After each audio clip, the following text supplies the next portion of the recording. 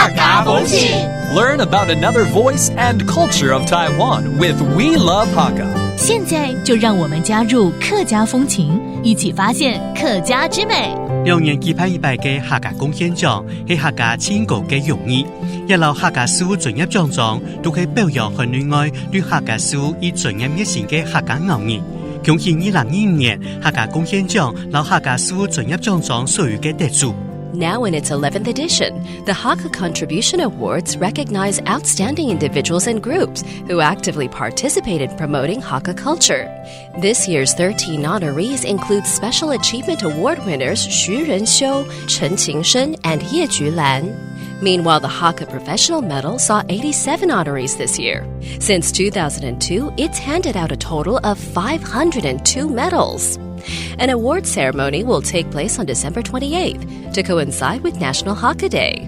Hey, it's time to talk about Hakka here on ICRT. Hello， 大家好，我係邊個 Leo。Hello， 你好，大家好，我係 Joseph Lin。聽 Leo 這麼一開頭講，好像有什麼獎項要頒出嗎？錯噶，也就係客家貢獻獎客家的貢獻獎，錯啊，要頒給一些可能在客家文化有貢獻的一些人物。沒錯，一個客委會對2007年開始設立的獎項今年已經開第11屆了，今年總共有13位嘅得獎者。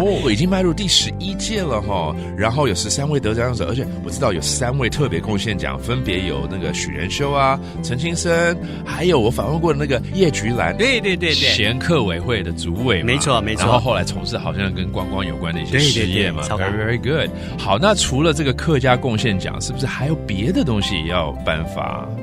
另外一個客委會對一個2002年開始當天的客家師傅專業獎狀，一個獎狀就分做1等獎狀、2等獎狀，然後3等獎狀，又分1等、2等、3等，一個各有不同的顏色。哇，分這麼多等級，那應該蠻多人得到這個獎章咯。錯啊，今年總共有87位得獎者。哇，恭喜這幾位87位呢，在這個客家的事業上面呢，有從事一些客家文化的推廣，對不對？Very good, very good.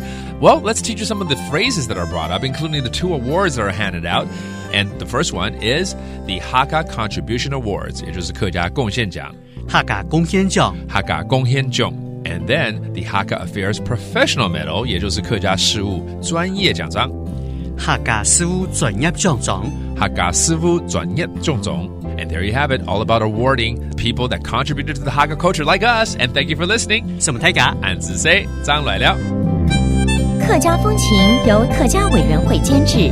We Love Hakka has been brought to you by the Hakka Affairs Council.